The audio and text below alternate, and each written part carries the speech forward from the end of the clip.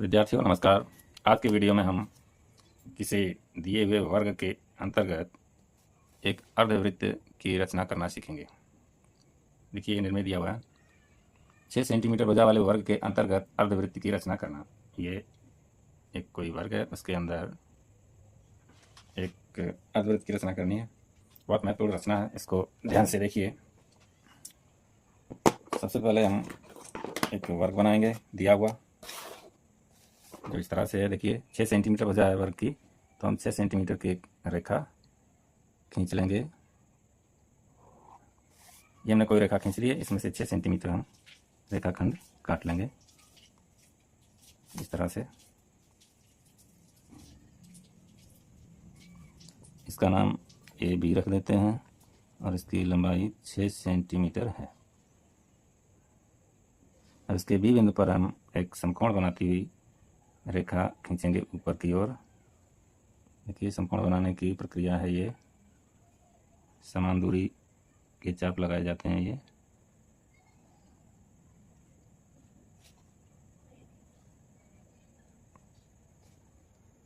ये एक समकोण बनाती हुई लाइन हम खींच रहे हैं इस तरह से। इसमें से भी हम 6 सेंटीमीटर का रेखाखंड काट लेंगे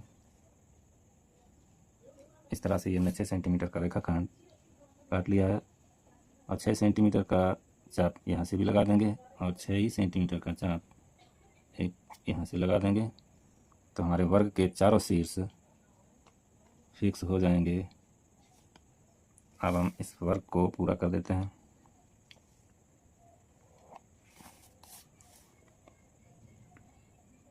इस तरह से हमारा दिया हुआ वर्ग पूरा हो गया है। अब हम इसके अंतर्गत एक अर्धवृत्त खींचेंगे। उसकी प्रक्रिया अब शुरू हो रही है। देखिए इस वर्ग के दोनों विकर्णों को खींच लेते हैं। एक विकर्ण ये हो गया, दूसरा विकर्ण भी हम खींच लेंगे इस तरह। तो दोनों विकर्ण खींचने से हमें इस वर्ग के सेंटर पर एक एम बिंदु मिला है ये।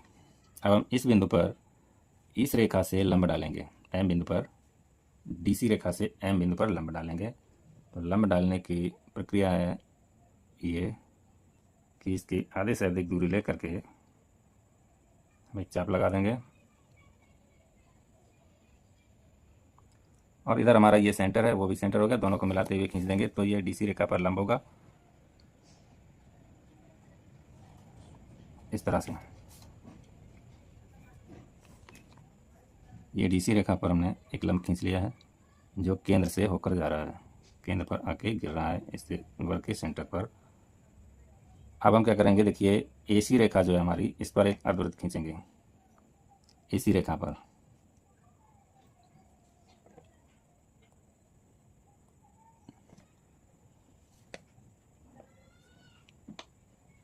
ये हमने एसी रेखा पर एक अर्धवृत्त खींचा है जो कि इस लंब को जब हमने अभी अभी डीसी रेखा पर डाला है उसको पी बल्कि एच बिंदु पर काटता है। एच इसका नाम रख लेते हैं।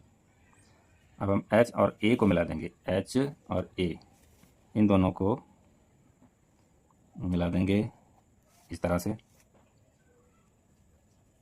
इस एच रेखा ने डीसी रेखा को आर बिंदु पर काटा है, इसका नाम आर रख देते हैं। अब हम आर बिंदु से और एम एच के समांतर, ये हमारा एम एच रेखा है, इसके समांतर और आर बिंदु से होते हुए एक लाइन खींचेंगे। आर बिंदु से होकर जाएगी ये लाइन और एम एच रेखा के समांतर होगी। ठीक है,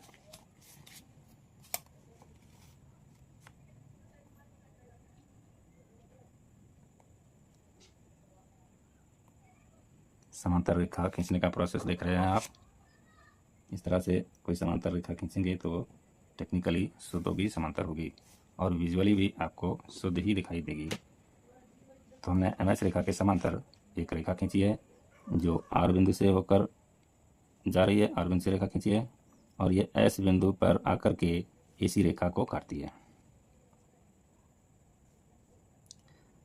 अब ये जो एस बिंदु हमको प्राप्त हुआ है, यहाँ से बी डी के समांतर एक लाइन खींचेंगे।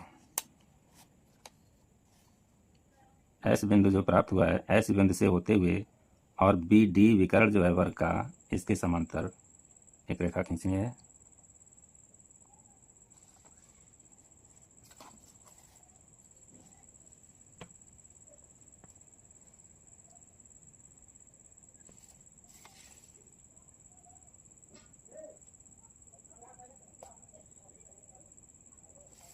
इस तरह से इस रेखा को पूरा करेंगे। ये जो रेखा है यही हमारे अभीष्ट वर्ग का व्यास है। ये रेखा अभीष्ट वर्ग का व्यास है और आई इसका नाम रख देते हैं आई। एस आई जो है उस हमारे अभीष्ट अर्धवृत्त की त्रिज्या है। अब हम इस त्रिज्या को लेकर के एक अर्धवृत्त खींच लेंगे। देखिए ये हमने त्रिज्या ले ली है एस आई। अब हम इस वृत्त त्रिज्या का एक वर्ग बल्कि अर्धवृत्त खींच लेंगे इस तरह से। इसको थोड़ा, हमारा अभीष्ट लाइन है, इसको थोड़ा सा डार्क कर लेते हैं और ये रचना ऑलमोस्ट पूरी हो चुकी है। और बहुत सारी रचनाएं आपको इस चैनल पर मिलने वाली हैं, तो चैनल को सब्सक्राइब कर लें और वीडियो अच्छा लगा हो तो वीडियो को एक लाइक कर दें,